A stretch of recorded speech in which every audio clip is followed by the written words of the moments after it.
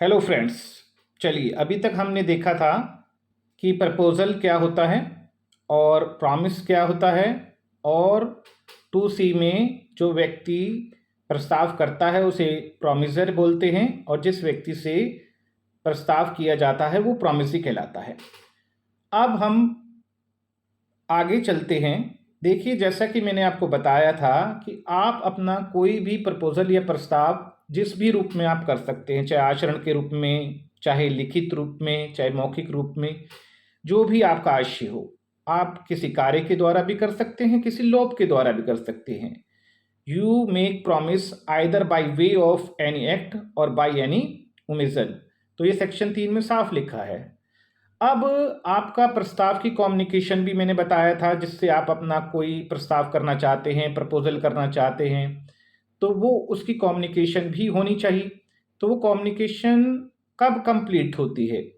तो वो कम्युनिकेशन तब कंप्लीट होती है जिस व्यक्ति के सामने आप अपना प्रपोजल या प्रस्ताव रखना चाहते हैं उस तक वो पहुंच जाती है। तो आपका कहा जाता है कि आपका प्रस्ताव की कम्युनिकेशन कंप्लीट हो गई। अब अगला प्रश्न ये आता है कि क्या अपने प्रस्ताव को आप रिवोक भी कर सकते हैं, और अगर कर सकते हैं तो कब तक कर सकते हैं? तो देखिए, इसके बारे में सेक्शन 5 में साफ साफ कहा गया है कि आप अपने प्रस्ताव को कब तक रिवोक कर सकते हैं। तो देखिए क्या होता है कि पहले 1872 का ये एक्ट बना हुआ है। उस समय टेलीफोन की सुविधाएं बहुत कम थी और ज़्यादातर सारे के कॉन्ट्रैक्ट डाक से ही किए जाते थे। अब बहुत छोटे से एग्जाम्पल से हम समझेंगे तो उससे आपको सेक्शन 4 और 5 के एलिमेंट अच्छे से समझ में आ जाएंगे। मैं देखिए दिल्ली में हूँ, मेरा नाम रमेश है और मैं आपको मकान बेचना चाहता हूँ। आप कलकत्ता में हैं। 1 जनवरी 2023 को मैंने एक चिट्ठी आपकी ये डाली कि मैं अपना मकान आपको बेचना चाहता हूँ। मैंने यहाँ से एक पत्र आपको भेज दिया। ये पत्र जब आपको मिल जाएगा तब मैं मान लूँगा कि मेरी प्रस्ताव की कम्युनिकेशन कंप्लीट हो गई है। एज पर सेक्शन 4 प्रस्ताव तभी कंप्लीट होता है, उसकी कम्युनिकेशन तभी कंप्लीट होती है जब वो आपके ज्ञान में आ जाती है। केवल पत्र डालने से नहीं होगा कि मैंने कोई प्रस्ताव किया है। वो तुरंत ही जैसे ही आपके ज्ञान में आएगी, आपको पत्र मिलेगा, तभी वो प्रपोजल की कम्युनिकेशन कंप्लीट मानी जाएगी। अब यहाँ पे प्रपोजल की कम्युनिकेशन तो कंप्लीट हो गई। अब आएगी एक्सेप्टेंस की बात, क्योंकि अब जिसको मैंने प्रपोज किया है वो अपनी स्वीकृति भी तो देगा कि वो खरीदना चाहता भी है कि नहीं खरीदना चाहता। अब उसने 5 तारीख को एक चिट्ठी स्वीकार करते हुए डाल दी कि मैं आपका मकान खरीदने के लिए तैयार हूं। तो जैसे ही उसने 5 तारीख को वो चिट्ठी अपने यहाँ डाली कि वो मेरा मकान खरीदने के लिए तैयार है, मैं अपने प्रस्ताव से बाध्य हो गया। I am bound by my contract. तो जैसे ही वो चिट्ठी डालता, देखिए कमाल की बात यह है कि मैंने प्रपोज किया, मैं प्रपोजर हूँ, और मैंने एक प्रपोज किया, एक प्रपोजल किया है, और जिसने एक्सेप्ट किया उसने अभी अपने यहाँ केवल डाक में डाला है, वो चिट्ठी मुझ तक पहुंची नहीं है। लेकिन जैसे ही वो चिट्ठी वहां से डाल देता है वैसे ही मैं उस कॉन्ट्रैक्ट से बाउंड हो जाता हूं, भले ही वो चिट्ठी मुझे बाद में मिले। अब मैं इस प्रस्ताव को रिवोक करना चाहता हूं, खंडन करना चाहता हूं। तो मेरे पास क्या उपाय है? मैं जिस व्यक्ति को मकान बेचना चाहता हूं, मैं अगर उस प्रस्ताव को रिवोक करना चाहता हूं तो मैं उसका रिवोकेशन उस व्यक्ति के अपने यहाँ पर चिट्ठी डालने से पहले पहले कर सकता हूँ। यानी कि 5 तारीख को उसने मेरे प्रस्ताव को एक्सेप्ट किया चिट्ठी में डाल के, तो मैं 5 तारीख से पहले पहले किसी भी समय अपने प्रस्ताव को रिवोक कर सकता हूँ, लेकिन उसके बाद नहीं कर सकता। या तो उसके चिट्ठी के डालने के क्षण ही, या उससे पहले। लेकिन अगर एक बार चिट्ठी डाल दी गई तो उसके बाद मैं अपने प्रस्ताव को रिवोक नहीं कर पाऊंगा। यानी अगर इसको हम टेक्निकल भाषा में समझें तो हम ये कह सकते हैं कि कोई भी व्यक्ति अपने प्रस्ताव का रिवोकेशन स्वीकृति की सूचना प्रस्तावक के विरुद्ध पूर्ण होने से पहले कभी भी कर सकता है। अब यानी कि आपको मालूम है कि जैसे मैंने बताया, जैसे ही एक एक्सेप्टर डाक में चिट्ठी डालता है तो स्वीकृति की कम्युनिकेशन जो व्यक्ति प्रपोज करता है प्रपोजर के विरुद्ध पूर्ण हो जाती है। तो यानी कि आप अपने किसी भी प्रस्ताव को रिवोक कब तक कर सकते हैं? जब तक कि स्वीकृति की कम्युनिकेशन आपके विरुद्ध पूर्ण ना हुई हो। इसलिए सेक्शन 5 कहता है कि प्रपोजल में be revoked at any time before the communication of its acceptance is completed against the proposer but not afterwards.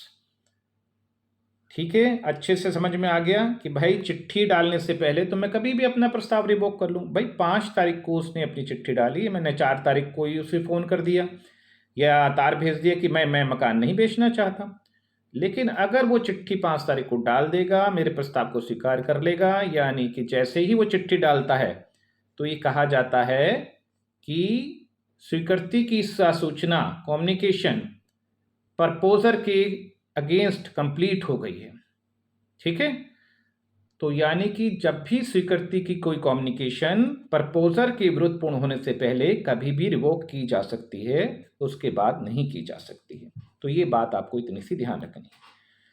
चलिए अब हम ये देखते हैं कि आखिर प्रस्ताव होते कितने तरह के हैं।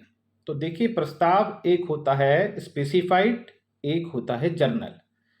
जब कोई प्रस्ताव किसी पर्टिकुलर व्यक्ति से किया जाएगा तो ये प्रस्ताव होता है स्पेसिफाइड या विशिष्ट प्रस्ताव कहते हैं। जैसे कि मैं केवल रमेश से ही सौदा करना चाहता हूं, तो मैं उसको अपना मकान बेचना चाहता हूं, एक पर्टिकुलर व्यक्ति के सामने अपना प्रपोजल रख रहा हूं, तो ये कहा जाएगा स्पेसिफाइड प्रपोजल। अब कोई ऐसा प्रस्ताव जो आम पब्लिक के लिए, जर्नल एक समूह के लिए रखा जाता है तो उसे जर्नल ऑफर कहा जाता है। जी, तो जैसा कि मैंने आपको कहा कि प्रस्ताव 2 तरह से हो सकता है, ये स्पेसिफाइड भी हो सकता है और जर्नल भी हो सकता है। अब देखिए, एक केस था जिसका नाम है वीक्स वर्सेस टाइबोल्ट, 1605 का ये केस है, वीक्स वर्सेस टाइबोल्ट। इस केस तक ये मान्यता यह थी कि कोई भी प्रस्ताव जो है केवल एक पर्टिकुलर व्यक्ति तक ही किया जा सकता है और किसी के साथ नहीं किया जा सकता। मतलब अगर आपको कोई कॉन्ट्रैक्ट करना है तो कम से कम प्रपोजल जो है आप करना चाहते हैं तो एक निश्चित व्यक्ति के साथ कीजिए। जब तक व्यक्ति निश्चित नहीं होगा तब तक उस प्रस्ताव को स्वीकार कौन करेगा और फिर वो वैलिड कॉन्ट्रैक्ट कैसे बनेगा। लेकिन कुछ समय बाद एक केस आया जिसका नाम है Carlill versus carbolic small ball company limited, 1893 का केस है।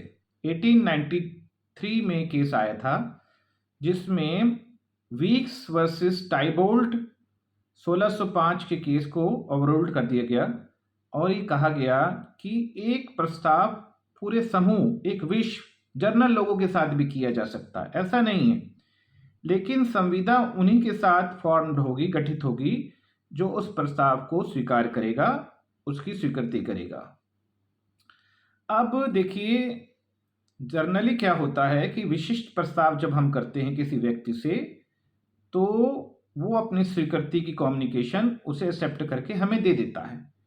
लेकिन जो जर्नल प्रस्ताव होते हैं जो आम जनता के लिए किए जाते हैं उसमें यह जरूरी नहीं है कि कोई भी व्यक्ति अपनी स्वीकृति की कम्युनिकेशन हमें पहले दे।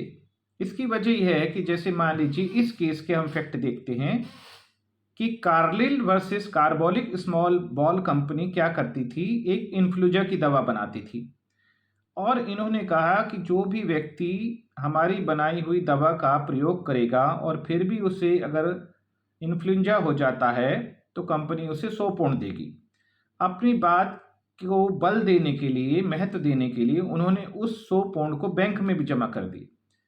बाद में एक महिला ने उनकी बनाई हुई कंपनी का जब यूज़ किया तो उसके बावजूद भी उसे इन्फ्लुएंजा हो गया, बीमार हो गई। तो उसने कंपनी के ऊपर केस किया। कंपनी ने कहा कि भाई ये तो एक जर्नल ऑफर है, और जर्नल ऑफर ये है, और दूसरी बात इस महिला ने ये भी नहीं हमें पता कि दवाई का प्रयोग ठीक से किया भी है या नहीं किया, और इसने तो हमें अपनी एक्सेप्टेंस की कोई कम्युनिकेशन भी नहीं दी कि इसने हमारे प्रस्ताव को स्वीकार किया भी था कि नहीं किया था। तब ये हेल्ड किया गया कि जर्नल प्रस्ताव के मामले में जब हम एक प्रस्ताव जनता के लिए करते हैं, आम समूह के लिए करते हैं, तो ये जरूरी नहीं है कि स्वीकृति की कम्युनिकेशन दी जाए। अगर उस प्रस्ताव में दी गई शर्तों का पालन कर लिया जाता है तो ये मान लिया जाता है कि उसने स्वीकृति की कम्युनिकेशन आपको दे दी। केवल जर्नल प्रस्ताव के मामले में उसकी शर्तों का पालन करना ही पर्याप्त है, उसी से कॉन्ट्रैक्ट गठित हो जाता है।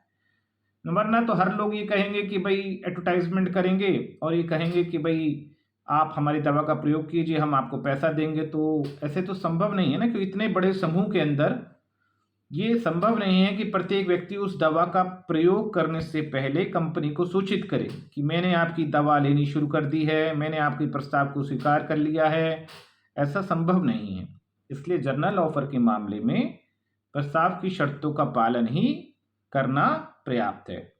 और आपको बड़ा जान के आश्चर्य होगा, सरप्राइज होंगे कि ये प्रोविजन तो हमारे सेक्शन 8 में भी कहा गया है।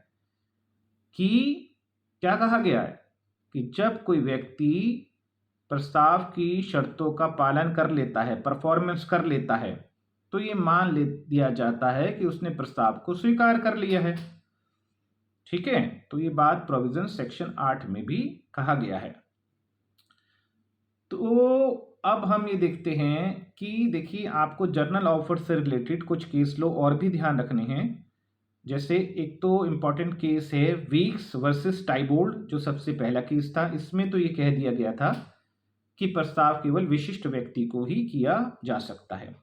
इसको ओवररूल्ड किया गया है Carlill versus carbolic smoke ball company 1893 में, जिसमें कहा गया कि आम जनता को भी किया जा सकता है, लेकिन गठित संविदा उसी के साथ होती है जो उस प्रस्ताव की शर्तों को स्वीकार कर लेता है। देखो एंसन है, एक राइटर हुआ है, एंसन ने भी कहा था, एक बात कही थी। क्या कही थी? कि ये जरूरी नहीं है कि प्रस्ताव किसी विशिष्ट व्यक्ति के साथ किया जाए, ये जनसमूह के सामने भी किया जा सकता है, लेकिन संविदा उसी के साथ गठित होती है जो उसकी शर्तों का पालन करता है। तो ये लाइन एंसन की भी आपको ध्यान रखनी है, जो एंसन ने कही कि ये जरूरी नहीं है कि प्रस्ताव किसी पर्टिकुलर व्यक्ति को किया जाए, लेकिन संविदा उसी के साथ फॉर्म्ड होती है, गठित होती है, जो उसकी शर्तों का पालन करता है। तो चलिए, इस तरह का एक और केस है जिसका नाम आप नोट कर सकते हैं, हरभजन लाल वर्सेस हरचरण लाल। 1925 का केस है, इलाहाबाद उच्च न्यायालय का। इसमें भी एक व्यक्ति का पुत्र खो गया था और उसने 500 रुपये इनाम की घोषणा की थी कि जो भी व्यक्ति मेरे पुत्र को लाएगा उसे वो इनाम दिया जाएगा।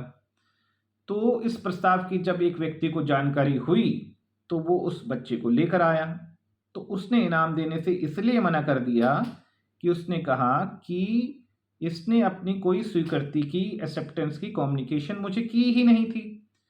तब न्यायालय ने निर्णय दिया कि जर्नल प्रस्ताव के मामले में, जर्नल ऑफर के मामले में उन शर्तों का पालन करना ही जरूरी है, और जो व्यक्ति उस शर्त का पालन कर देता है तो संविदा पूर्ण हुई मानी जाएगी। ऐसे मामले में स्वीकारकर्ता के लिए जरूरी नहीं है कि कार्य करने से पहले वो प्रपोजर को सूचित करे। तो ये हरभजन लाल वर्सेस हरचरण लाल का केस भी जर्नल ऑफर से रिलेटेड केस है। 3 केस आपको ध्यान रखने हैं।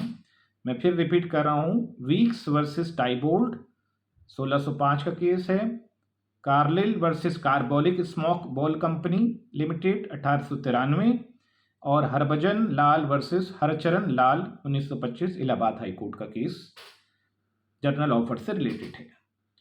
तो आज के सेशन में हम इतना ही करते हैं। Thank you very much.